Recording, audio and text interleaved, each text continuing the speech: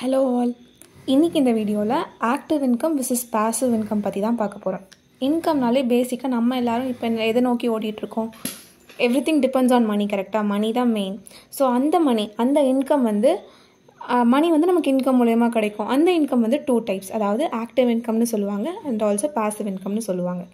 Active இன்கம்னா என்ன? Active இன்கம்னா ஒரு simple வேர்டில் அப்படின்னு நான் சொல்லணும் அப்படின்னு நீங்கள் பார்த்தீங்கன்னா, நம்ம ஒர்க் பண்ணுறது தான் நம்ம ஆக்டிவ் இன்கம் அப்படின்னு சொல்லுவோம். ஸோ ஃபார் எக்ஸாம்பிள், நான் ஒரு வேலைக்கு போய் நான் ஒர்க் பண்ணுறேன், வேலைக்கு போய் எனக்கு சம்பளம் வருது. ஸோ அந்த சம்பளத்தை தான் ஆக்டிவ் இன்கம் அப்படின்னு நம்ம சொல்லுவோம். ஸோ நெக்ஸ்ட் அதுக்கு ஆப்போசிட்டில் இருக்கிறது தான் பாசிவ் இன்கம். ஸோ பாசிவ் இன்கம்னா என்ன அப்படின்ற கொஸ்டின் நமக்கு வரும், கரெக்டாக?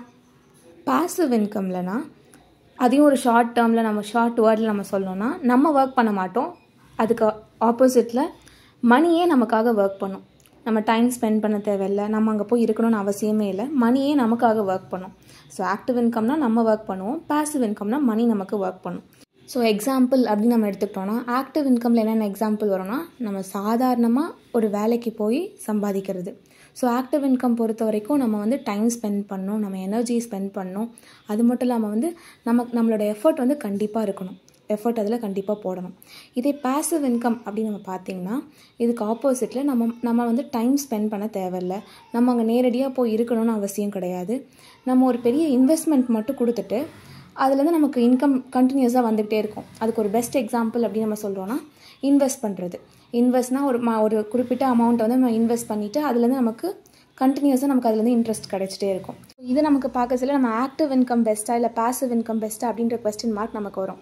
ஸோ அதுக்கு முன்னாடி நம்ம ஆக்டிவ் இன்கம்னா என்ன, பாசிவ் இன்கம்னா என்ன அப்படின்றத பற்றி கொஞ்சம் ப்ரீஃபாக தெரிஞ்சுக்கலாம். அதுக்கப்புறமா நம்ம எதில் நம்ம இப்போதைக்கு எந்த இன்கம்மை நம்ம அதிக ப்ராக்ரெஸ் பண்ணணும் அப்படின்றத பற்றியும் நம்ம இந்த வீடியோவில் தெரிஞ்சுக்கலாம். ஆக்டிவ் இன்கம்க்கும் பாசிவ் இன்கம்க்கும் என்ன பெரிய டிஃப்ரென்ஸ் இருக்குது அப்படின்னு நம்ம பார்த்தோன்னா, ஆக்டிவ் இன்கம் அப்படின்னு நம்ம எடுத்துக்கிட்டோன்னா, இது ஸ்கெடியூல் பேஸ்ட்னால் ஒரு குறிப்பிட்ட ஸ்கெடியூல்னால் இந்தந்த நாள்லாம் நம்ம ஒர்க் பண்ணி ஆகணும், இந்தந்த நாள்லாம் ஒர்க் பண்ணால் நமக்கு இந்தந்த நாள்லாம் நமக்கு சேலரி கிடைக்கும் அப்படின்றது நமக்கு ஃபிக்ஸடாக தெரிஞ்சிருக்கும். ஸோ இது கண்டிப்பாக நம்ம அதை ஒர்க் பண்ணால் தான் நமக்கு சேலரி, சரியா? இதுதான் ஒரு ஸ்கெடியூல் பேஸ் பண்ணி இருக்கிறது தான் ஆக்டிவ் இன்கம் வரும், சரியா? இதே இதுக்கு ஆப்போசிட்டில் இருக்கிற பாசிவ் இன்கம் பார்த்திங்கன்னா இதில் எந்த ஒரு இதையும் நம்ம ஃபாலோ பண்ணணும்னு அவசியம் கிடையாது. நமக்கு ஃப்ரீடம் கிடைக்கும். ஃப்ரீடம்னா நம்ம இதில் தான் இன்றைக்கி தான் வேலை பார்க்கணும், இன்றைக்கி வேலை பார்க்கக்கூடாது அப்படின்லாம் எதுவுமே கிடையாது. ஸோ பாசிவ் இன்கம்லனா நம்ம டைம் ஸ்பெண்ட் பண்ணணும்னு அவசியம் கிடையாது, இந்தந்த ஒரு ஸ்கெடியூலை தான் ஸ்டிக் பண்ணி இருக்கணும்னு அவசியம் கிடையாது. நமக்கு எல்லாத்துலேயுமே ஃப்ரீடம் இருக்கும். நம்ம அதையே டிபெண்ட் பண்ணி அதையே ஸ்டிக் ஆன் ஆகி இருக்கணும்னு அவசியம் கிடையாது. ஸோ நெக்ஸ்ட்டு, இன்வெஸ்ட்மெண்ட் எதுக்கு தேவை? இன்வெஸ்ட்மெண்ட் நம்ம ஒரு வேலைக்கு போனோன்னா நம்ம எதையும் இன்வெஸ்ட் பண்ணணும்னு அவசியமே கிடையாது, கரெக்டாக?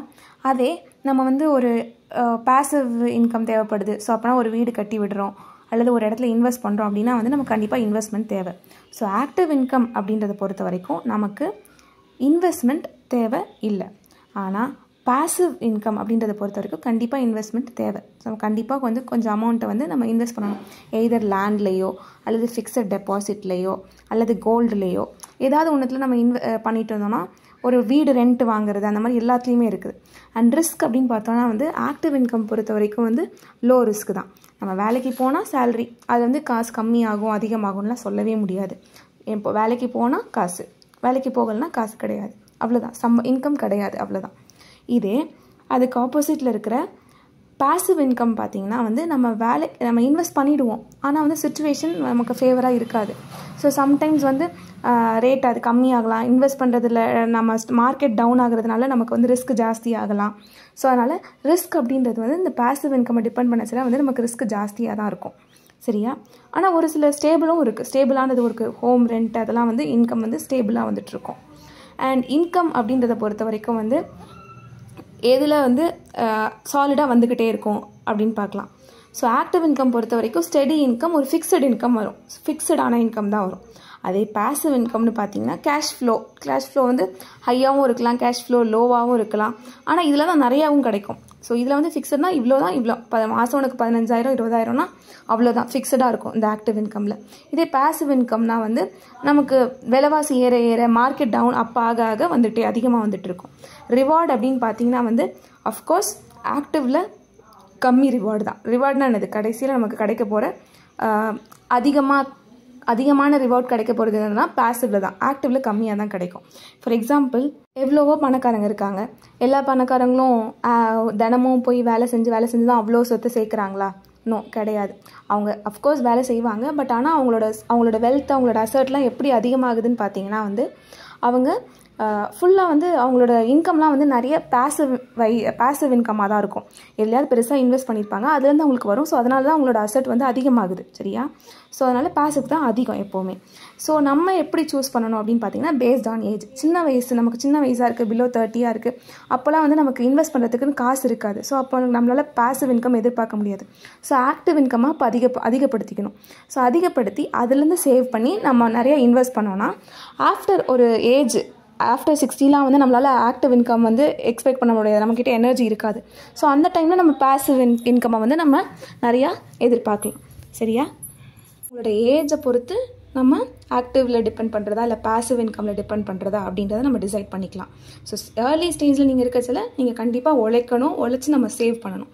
அதுக்கப்புறமா லேட்டஸ்ட் ஸ்டேஜில் நம்ம அதை இன்வெஸ்ட் பண்ணி அதுலேருந்து வர இன்ட்ரெஸ்ட்டில் இது பண்ணலாம். ஸோ ஃபார் இந்த வீடியோவில் நம்ம ஆக்டிவ் இன்கம் பற்றியும் பேசிவ் இன்கம் பற்றியும் பார்த்துருக்கோம். இதில் உங்களுக்கு ஏதாவது டவுட்ஸ் இருந்தால் கமெண்ட்ஸில் சொல்லுங்கள். அண்ட் தேங்க்ஸ் ஃபார் வாட்சிங். ஃபார் மோர் வீடியோஸ் நீங்கள் சேனலில் இருக்க பிளேலிஸ்ட்டை செக் பண்ணிக்கோங்க. அண்ட் தேங்க்ஸ் ஃபார் வாட்சிங்.